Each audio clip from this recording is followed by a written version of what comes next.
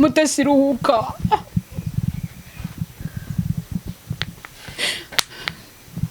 Ugiye hari ibyo tutagezeho ariko nuko bigenze.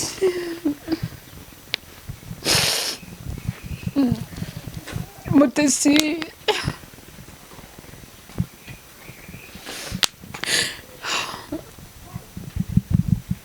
Mutesi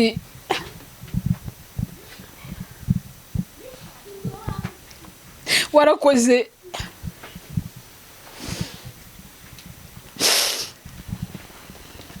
Icyo nzi cy'inshuti nyinshi z'umuryango azigizemo uruhare na Jacques, ariko yamubereye ukuboko.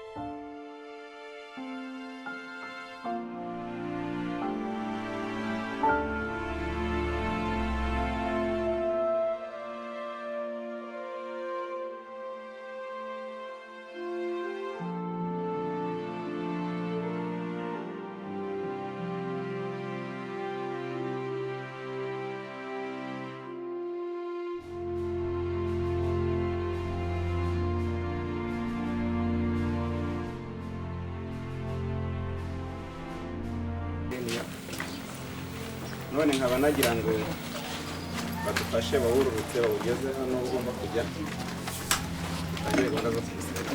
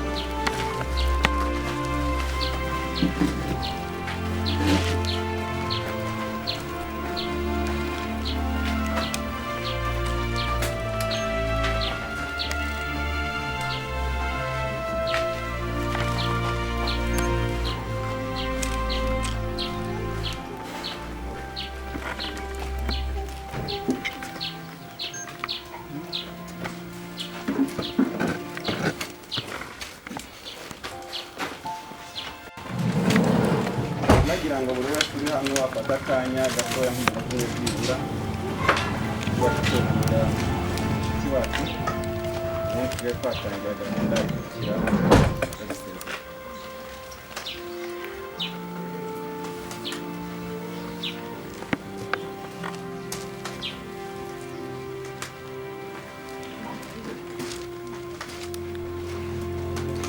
murakoze. Twagira ngo rero mwaya twinjiye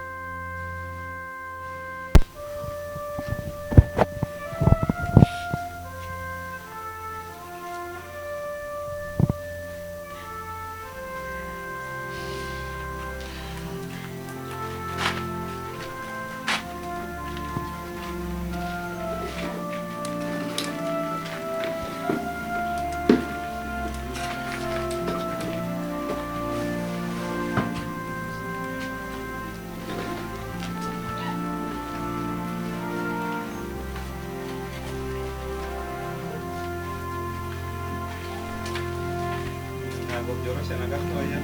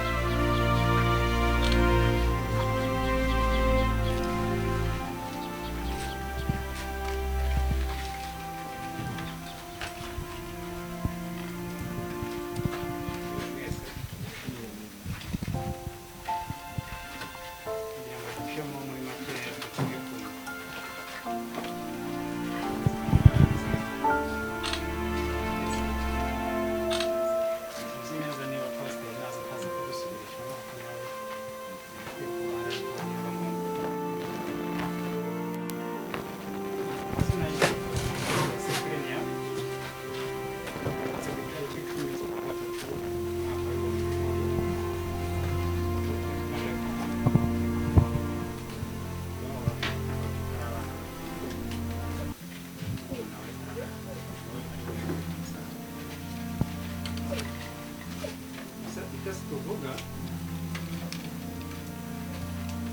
namenyanye na Jacques kwa 10 y'umwaka wa 2020 ubwo Jacques yarwaye bikomeye arwaye indwara ya stroke yawe ndeka byanarese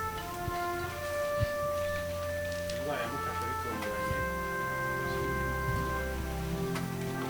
kwa 9 kwa 2019 muri icyo gihe Mutesi yabanye na Jacques ubuzima bwe bwose kumwita kugeza n'ubwo yafashe kuza kubana na Jacques yamubereye byose mu buzima bwiwe bwari bugoye ntabwo natinya kubivuga binagoye kuko ubona umwana w'umuntu ushobora gukora n'ibyo bose yakoze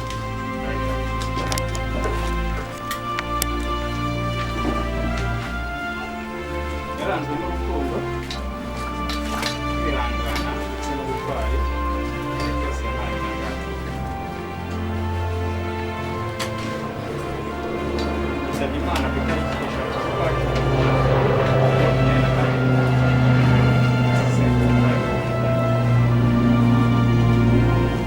ikibabaje mu bijyanye n'ubuzima bwa Mutesi turabizi apfuye mu kwezi yari afite n'ubukwe na Jacques yari afite ku itariki 27 z'ukwa gatatu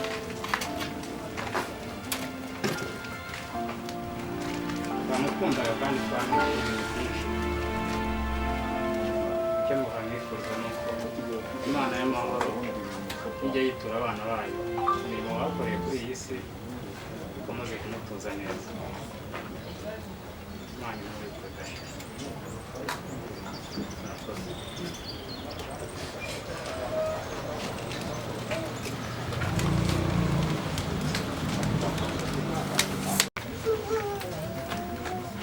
murakoze cyane mukomeze mwihangane umutoni wa se ntabwo yapfuye ahubwo yasinzira Bibiliya iravuga ngo hahirwa abapfa bapfira mu mwami umwuka ati nibaruhuke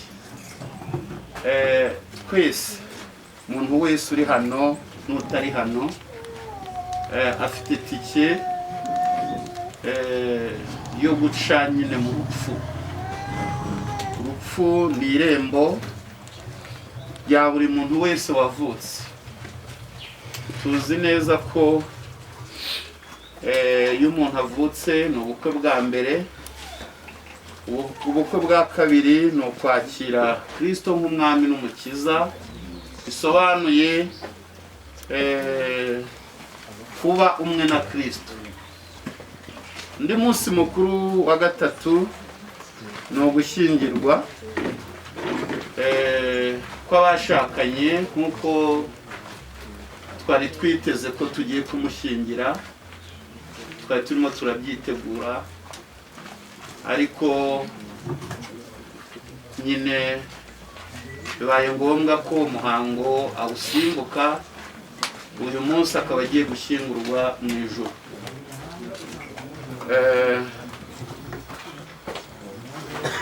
navuga ngo rero buri muntu ubundi bukwe bwa kane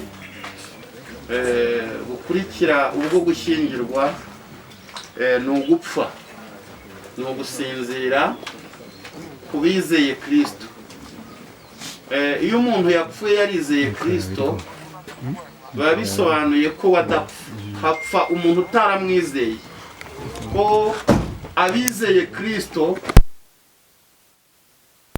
birivuga ko badapfa ahubwo basinzira kandi baba bateguriwe ubugingo buhoraho baba bateguriwe kuzicarana na Kristo mu bwami bw'Imana umutesi uwase yari umukobwa wubaha Imana yari umukobwa ugerageza kwera imbuto zikwiriye umukristo. Nk'itorero ntabwo bitworoheye cyane kumubura, ko twari tukimutegerejeho byinshi, twari tukimukeneye, ko yari afite koraga nk'umuntu koko ikamba rye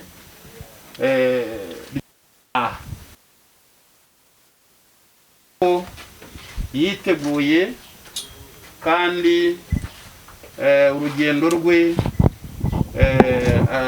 rubaye rwiza cyane, nubwo hari icyo twari tumutegerejeho agiye kidashojwe. Turakomeza rero kwihanganisha imiryango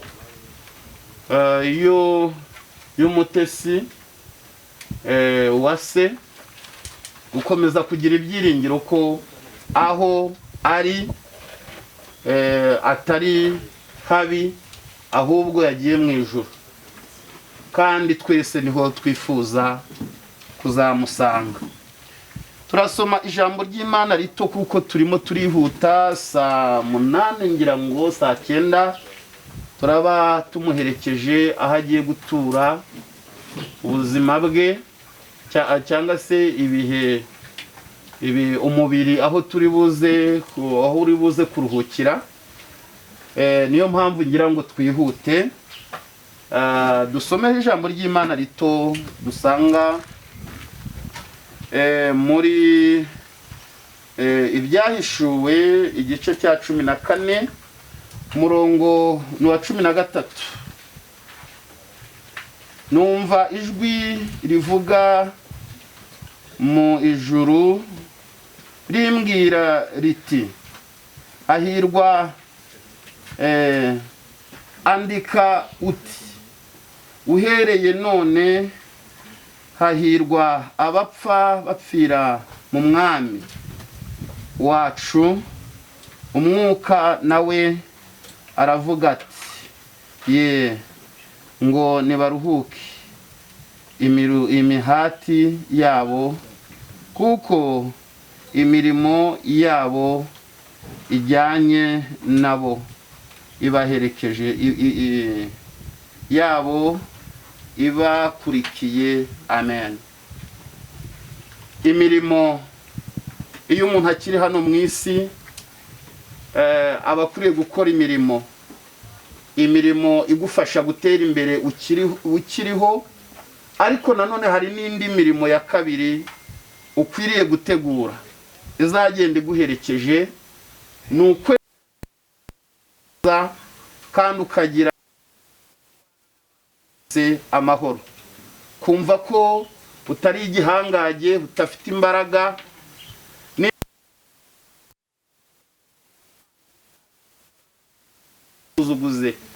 Nimba ufite imbaraga z'umubiri, were kumva ko hari icyo uruhije abatari, ko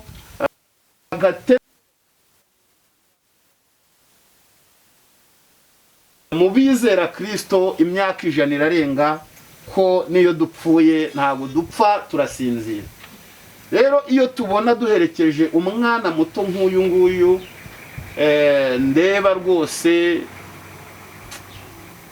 igihugu kirahombye, ari itorero turahombye, ari n'ababyeyi barahombye, ari na fiance we biteguraga ubukwe arahombye cyane. So kubona agiye ni ibintu bigomba guha isomo buri muntu wese uri hano, kwibaza uti se ngewe kuba nkiriho ndinde, kuba ndiho ni iki natanze, noneho ugakuramo isomo rivuga ngo nkwiriye kubana na bagenzi banjye amahoro, nkwiriye kubahisha Imana mu buryo bwo kubaka imirimo izagenda imperekeje. Kuko ubu tuvugana itorero turimo turahamya ibigwi by'umukobwa wacu tubona,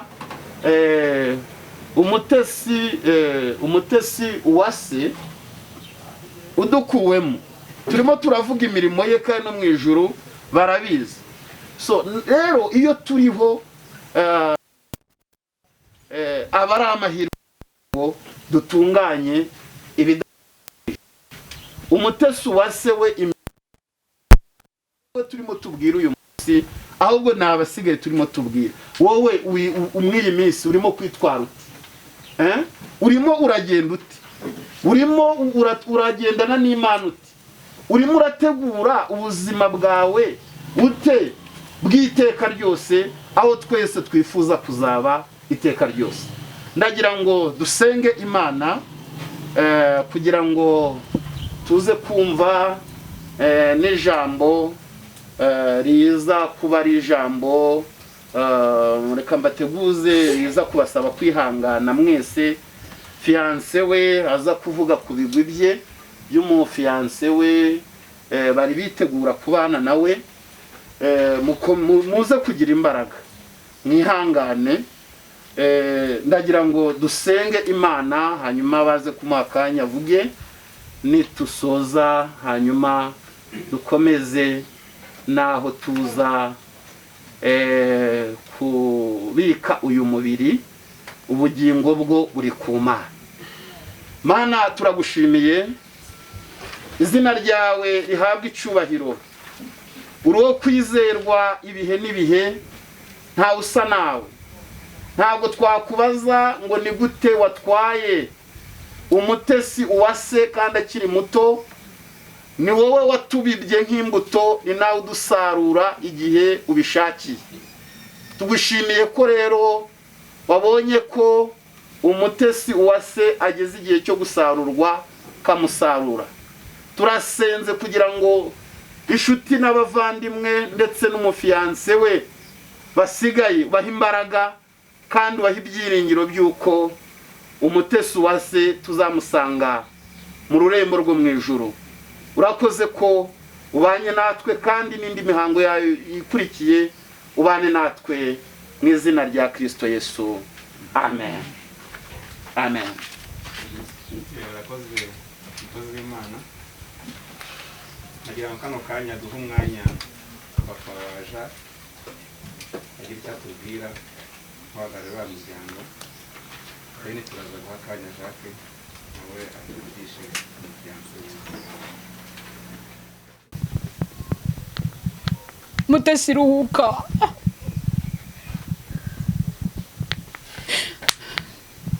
Ugiye hari ibyo tutagezeho, ariko ni uko bigenze.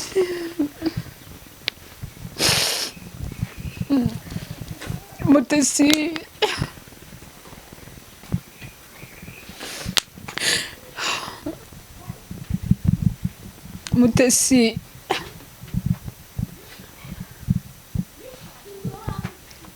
warakoze.